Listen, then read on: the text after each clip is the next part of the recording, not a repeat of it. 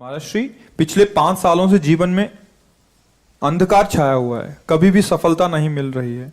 जीवन में आगे क्या करूं क्या ना करूं समझ नहीं आ रहा। सफलता किसे माना है आपने? महाराज जी, श्री जी मैं पढ़ाई पूरी की और मैंने श्री जी से कहा कि मैं अब क्या करूं। तो उन्होंने मुझे कुछ संकेत दिए थे कि आप सरकारी में जाइए और प्रभु की सेवा करिए। फिर सफलता नहीं मिल रही उसमें एग्ज़ाम में, और अभी है। आप हमारी बात समझिए। आपको श्री जी ने संकेत किया और आप सफलता नहीं प्राप्त कर, दोनों बातें झूठी है ना। दोनों बातें झूठी हैं। आप सत्य को स्वीकार कीजिए। श्री जी के संकेत को आप जानने लगे। आप श्री जी के संकेत तो तभी जब आप उनकी मन की बात जान लेना, तो आप कितने बड़े सिद्ध हो गए।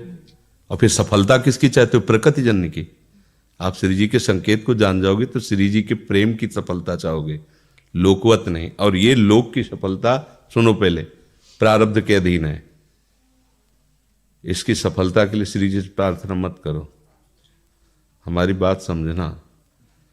विद्यारण्य जी एक बहुत बड़े महापुरुष हुए हैं। उन्होंने अपने माता पिता को सुखी करने के लिए, धन प्राप्ति के लिए गायत्री अनुष्ठान किया। ब्राह्मण कुल में जन्म हुआ था। एक पुरस्चरण 24 लाख गायत्री होता है। उन्होंने एक पुरस्चरण किया, 2 पुरस्चरण किया, एक बार भी कोई धन की प्राप्ति नहीं हुई। आखिरी में उन्होंने संन्यास लिया। जो संन्यास लिया, माता गायत्री प्रकट हो गई। उनका अब इंद्रासन भी मांगो तो आपका। तो बोले अब क्या जरूरत है, अब तो वैरागी हो गया, विरक्त हो गया। माता पिता भी पधार गए, उनकी सेवा के लिए अर्थ चाहना। 23 पुरस्चरण किए और आप तब नहीं आए। तो उनका तुम्हारे अनंत जन्मों में ऐसे 24 महापाप थे जिनके कारण मैं नहीं आ पा रही थी। अब वो 23 पुरण से चरण से नष्ट हुए, पुरस्चरण से, और 24वां तुमने संन्यास लिया। तो अब आप जो चाहो पर। बोले अब चाहिए ही नहीं, क्योंकि अब सन्यासी हो गए, अब तो ब्रह्म प्राप्ति के लिए। तो इससे आभास होता है कि अगर हमारा बुरा प्रारब्ध है तो हमको भोगना पड़ेगा। हम कितना भी प्रयास करें वो हमें, तो हम क्या करें इसमें जिससे हमें परम शांति हो? प्रभु के नाम का जप करते हुए उन पर दृष्टि लगाएं कि प्रारब्ध से हमारा भरण पोषण शरीर का भले, ये हमारा भरण पोषण आपसे होगा नाथ। तो वो एक ऐसे हैं जो आपके प्रारब्ध को भी मिटा देंगे। वो ऐसे शरणागत वत्सल हैं कि सब लिखा पढ़ी अलग कर देंगे। सुदामा जी को दरिद्रता का योग था। ऐसी दरिद्रता, कई कई दिन तक भिक्षा नहीं मिलती थी। ये जितने भी चरित्र हमारे लिए उदाहरण है। मांगने जाते थे तो मांगने से भी नहीं मिलता था, कई कई दिन। तो एक दिन उनकी पत्नी ने कहा कि हमारा आपका तो चरणामृत से भी गुजारा 2 दिन 3 दिन हो, 4 दिन हो, छोटे छोटे बच्चे तो मर जाएंगे ऐसे। कुछ तो उन्होंने कहा, श्री कृष्ण के सिवा हमारा कोई नहीं। अब हम क्या कर सकते हैं? प्रारब्ध जब बिगड़ता है ना, वो कोई सफलता नहीं होने देता। तो एक दिन श्री रुक्मिणी जी प्रसाद ठाकुर जी को भोग पा रही थी, वो ऐसे रोक दिया, उदास हो गए। तो उनका, प्रभु ऐसी स्थिति हमने जब जब आपकी देखी, तो किसी भक्त को जब कष्ट होता है तब आपको ऐसे देखा है। कौन सा भक्त है और क्या कष्ट है? तो का एक सुदामा नाम के हमारे मित्र हैं, कई दिन से भोजन भी उनको। प्रभु आपके मित्र और मैं आपकी दासी, महालक्ष्मी का अवतार रुक्मिणी, आप हुक्म कीजिए। लोक लोक की संपत्ति वहां। बोले उसको चाह नहीं है, हमारे मित्र को चाह नहीं है, और चाह ना होने पर हम विवश हैं। अगर वो चाह कर ले तो सारी व्यवस्था हो जाए। तो बोले पैदा करो जाके चाह। बोले उनके हृदय में तो नहीं पैदा कर सकते, हम भी, क्योंकि जिस हृदय में भगवान का आश्रय और निरंतर चिंतन है, वहां माया की चाह नहीं होती। बोले उनकी पत्नी के हृदय में, बोले प्रयास करते हैं जाके। भगवान संत वेश में गए, भिक्षाम दे, वो निकली। अतिथि का सत्कार करना गृहस्थ का धर्म होता है। हाथ जोड़ा और कहा, हम असमर्थ हैं, आपको भिक्षा नहीं दे सकते। क्यों? बोले हम अपवित्र हैं, हमारे ऊपर सूतक लगा हुआ है। किस बात का सूतक? हमने एक पुत्र जन्मा है, तो ठीक है हम 10-12 दिन बाद आ जाएंगे। बोले नहीं, आजीवन अपवित्र रहेंगे। वैसा कौन सा? बोले दरिद्रता रूपी। विद्वान की पत्नी है तो ऐसे उनका दरिद्रता रूपी पुत्र का जन्म, अर्थात सीधे कि मैं नहीं दे सकती या देने योग्य नहीं, ऐसा न कहीं कहा, मैं अपवित्र हूं।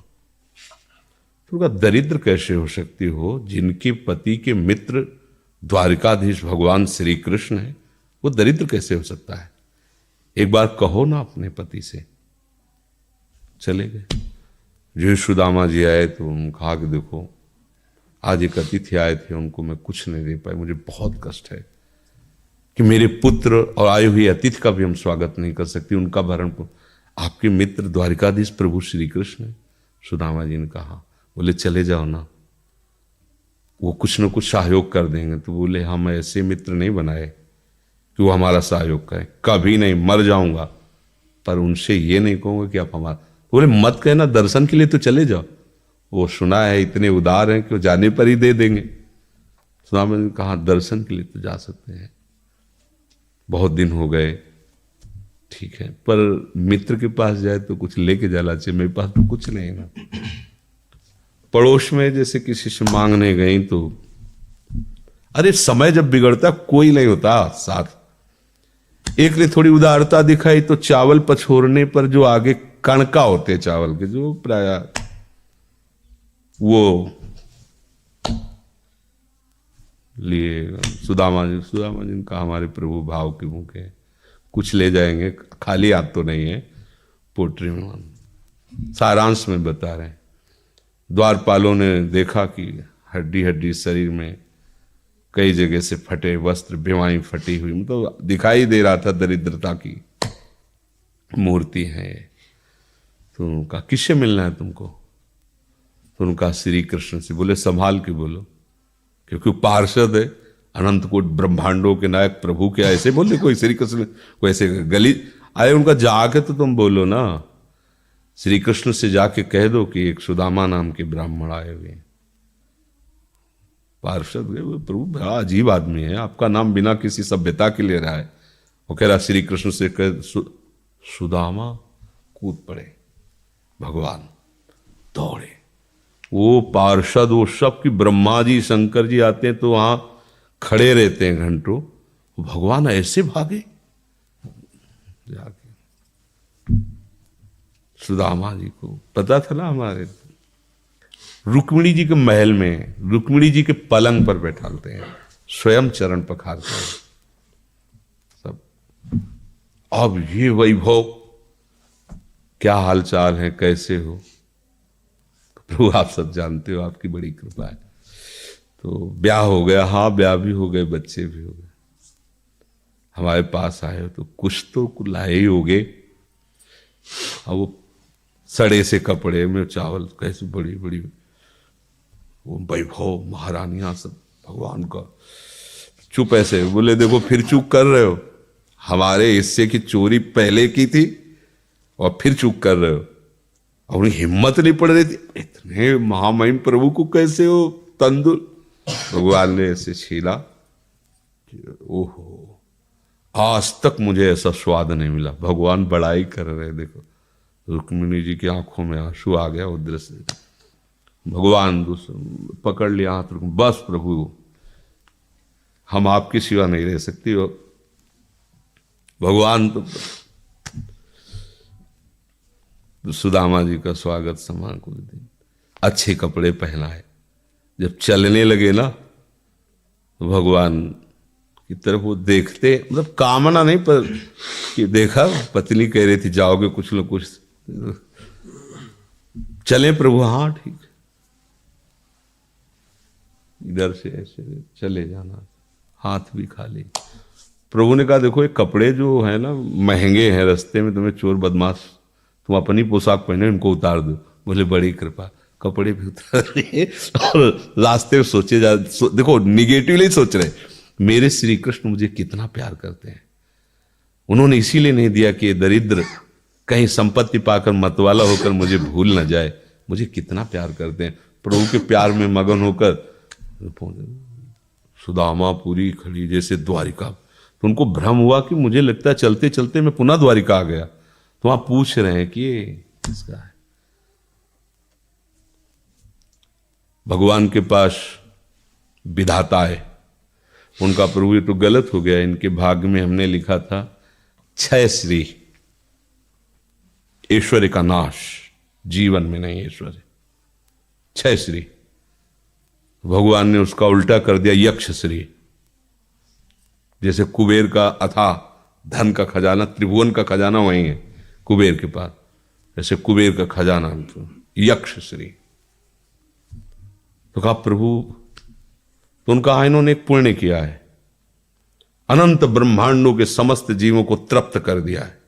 प्रभु खुद को खाने को नहीं तृप्त, बोले मेरे रोम रोम में करोड़ करोड़ ब्रह्मांड वास करते हैं और इनके तंदुलों से मैं तृप्त हो गया। अनंत ब्रह्मांडों का भंडारा हो गया, उसका जो पुण्य होता है लिख दो इनके भाग्य में। अब किसी की चलेगी प्रभु के आगे।